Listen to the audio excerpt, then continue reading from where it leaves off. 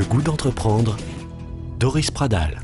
Jean-Pierre Dujean-Lombard est avec nous, chocolatier de renom, Criollo, sur la place toulousaine et ailleurs. Marie-Christine Monnoyer, professeure émérite en sciences de gestion, vient de nous rejoindre. Bonjour Marie-Christine. Bonjour.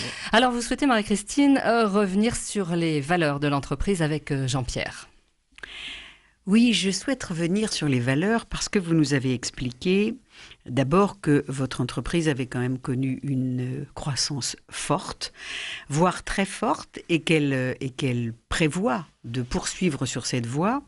Et j'ai été frappée en regardant votre site web sur le terme entreprise éco-citoyenne.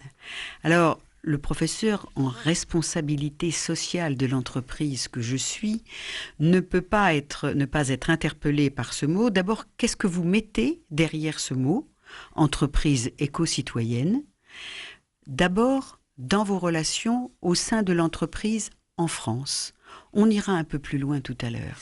Alors en France, je pense que d'abord, pour moi, mon rôle, c'est de bien mettre l'homme au milieu de l'entreprise. C'est-à-dire que notre action la plus forte, me semble-t-il, et c'est sur la formation du personnel. On a vraiment une politique de formation du personnel assez ambitieuse. On dépense beaucoup d'argent pour ça. On a beaucoup d'intervenants qui viennent pour nous aider justement à améliorer nos process. Ensuite, c'est une politique aussi, je dirais, que j'essaie d'avoir vraiment respectueuse du salarié. Et j'aime à dire que tous les salariés qui rentrent chez nous, j'espère qu'ils ressortent plus grands que ce qu'ils sont rentrés. Et ça, c'est mon premier objectif.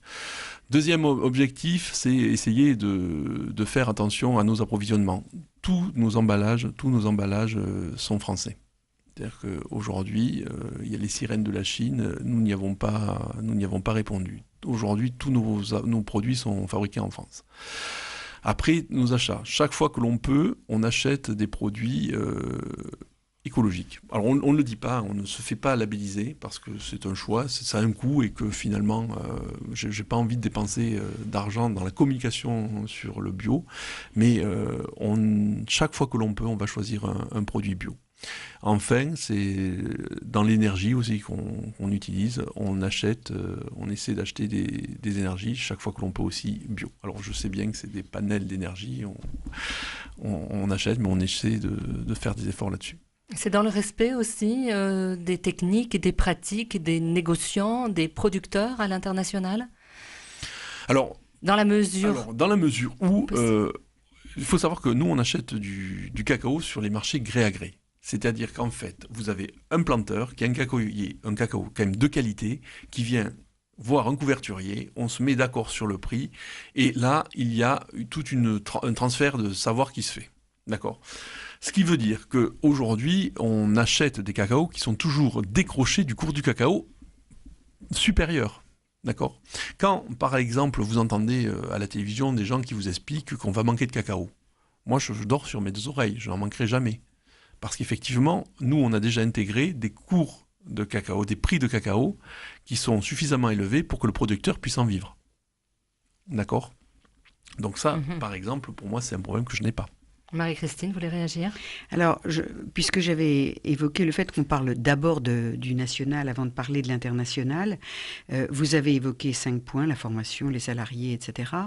La formation, bon, vous avez insisté, mais il y a des lois en vigueur sur l'obligation de la formation. Ça veut dire que vous faites plus que la loi ? Oui, on fait beaucoup plus, oui. Alors, vous faites plus que la loi.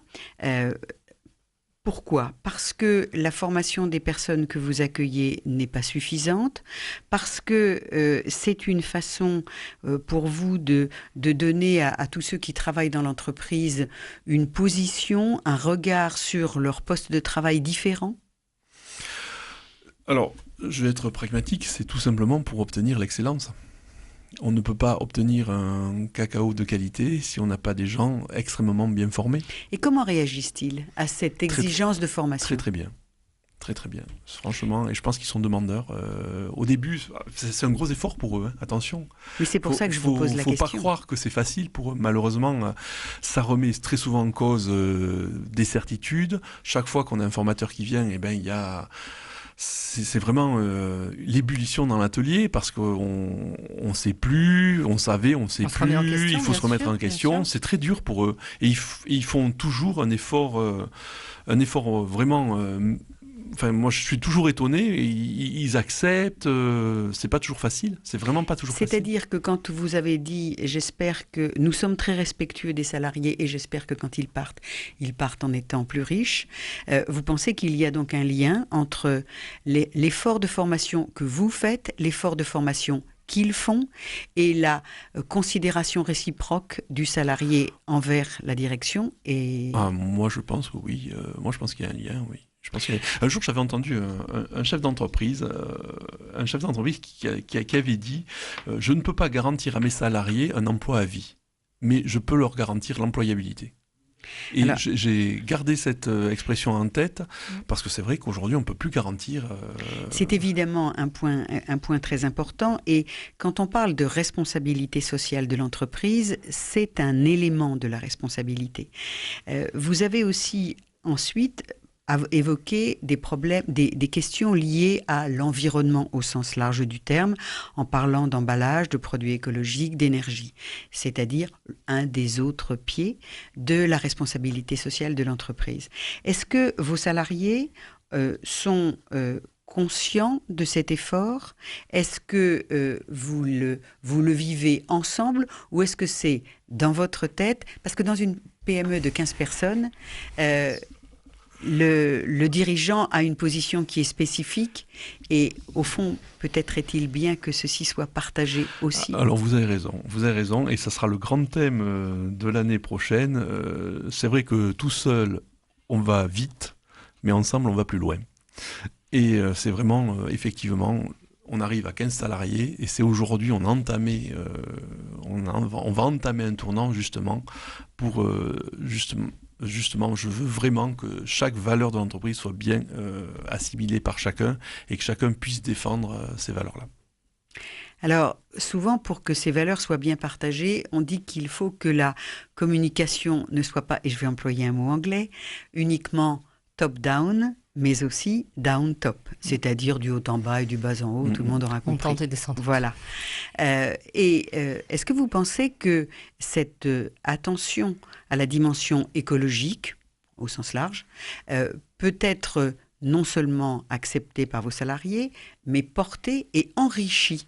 Alors là, franchement, oui. Je pense que j'ai une équipe qui sera tout à fait sensible à ça et je pense qu'ils seront à cœur d'améliorer ce que j'ai pu faire dans ce sens-là. Et là aussi, c'est à moi de leur donner les moyens. Parce que là aussi, pour que y ait, excusez-moi, je ne veux pas vous redire les termes anglais, mais pour que l'information passe, il faut avoir des outils pour qu'elle passe. Et oui. Et voilà. Et donc, on a investi aussi beaucoup dans l'informatique, justement, pour que chacun puisse avoir l'information pour prendre la bonne décision au bon moment. Alors, forcément, nous en venons, et si nous avons encore un tout petit peu de temps, à la dimension internationale, puisque, comme nous le savons, le cacao, ça ne pousse pas chez nous. Donc, il faut le faire venir de loin. Et donc, on a souvent évoqué, et il existe aujourd'hui un certain nombre d'entreprises d'économie sociale et solidaire, par exemple, qui ont mis la pression sur la relation avec le producteur, en particulier dans le domaine du chocolat. Oui.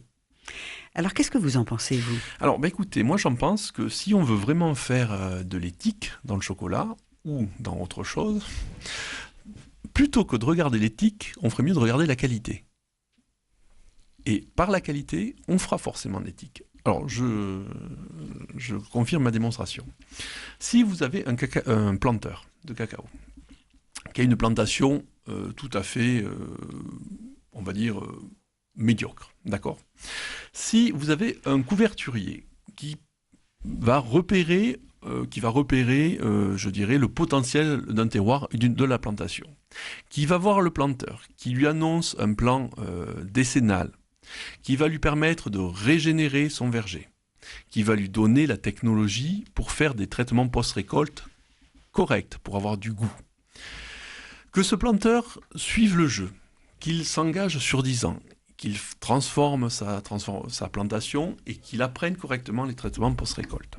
Eh bien, au sortir de là, cet homme-là, il sera riche de son cacao, parce que ce cacao-là, il n'y aura pas un seul couverturier qui va le vouloir, mais il y en aura 4 ou 5. Si on fait de l'éthique pour de l'éthique, si l'association qui soutient l'éthique s'en va, qu'est-ce qui lui reste au planteur ? Non, au fond, on retrouve le vieux proverbe qui dit « Si tu veux aider ton prochain, apprends-lui à pêcher et ne lui donne pas un poisson ». C'est un peu ça, oui. Est-ce que vous êtes en mesure de proposer, de mettre en place un cahier des charges précis, justement, sur ce domaine particulier ? Sur la formation ? Non, pas sur la formation des planteurs. Absolument. Là, sur la formation des planteurs, j'y travaille. On est effectivement sur les achats. Alors, c'est toujours une question récurrente, mais effectivement, je travaille à élaborer un document signé par les couverturiers pour être vraiment sûr que tout ce qui est annoncé soit vraiment validé. Comme tout le monde ne connaissait pas le mot couverturier, moi la première avant tout à l'heure, eh bien, le couverturier, c'est qui ? Alors, le couverturier, c'est l'entreprise qui va partir de la fève et qui va aller jusqu'au chocolat de couverture. Et ce sont des multinationales ou ce sont Non. Alors, vous avez des multinationales. Alors, si on peut les citer, vous avez Mars, qui est un gigantesque couverturier. Vous avez Barry Callebaut, le franco-suisse. Et après, vous avez des petits couverturiers. Vous avez Valrhona, vous avez Felching en Suisse, vous avez Domori en Italie, vous avez la maison Michel Cluzel. Donc, ce sont de multiples entreprises. Oui, mais qui sont, on va dire, artisanales à leur niveau. Oui. Voilà.